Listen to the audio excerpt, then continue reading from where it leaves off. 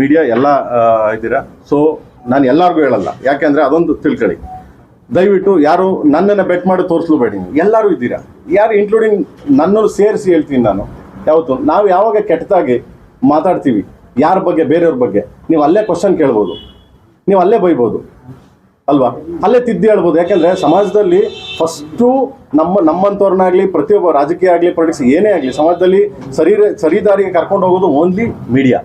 ಇವತ್ತು ನಮ್ಮನ್ನು ಕರ್ಕೊಂಡ್ಬಂದು ನೀವು ಚೇರ್ ಮೇಲೆ ಕೂತ್ಕೊಂಡು ಮಾತಾಡ್ತಾ ಇದ್ರೆ ಬಿಕಾಸ್ ಆಫ್ ಯು, ನಿಮ್ಮಿಂದನೇ. ನೀವಿಲ್ಲ ಅಂದ್ರೆ ನಾವೇನೂ ಇಲ್ಲ, ಬೇಸಿಕಲಿ ಝೀರೋ. ಯಾಕಂದರೆ ತಲುಪಿಸಿದ್ರ ಮನೆಗೆ ಇವ್ನು ಪ್ರೇಮ್ ಕಣಯ, ಇವರು ಪುನೀತ್ ರಾಜ್ಕುಮಾರ್ ಕಣ, ಇವರು ದರ್ಶನ್ ಕಣ, ಇವರು ಕಿಚ್ಚ ಸುದೀಪ್ ಕಣೆ ಅಂತ ತಲುಪಿಸಿದ್ರ ಮನೆಗೆ.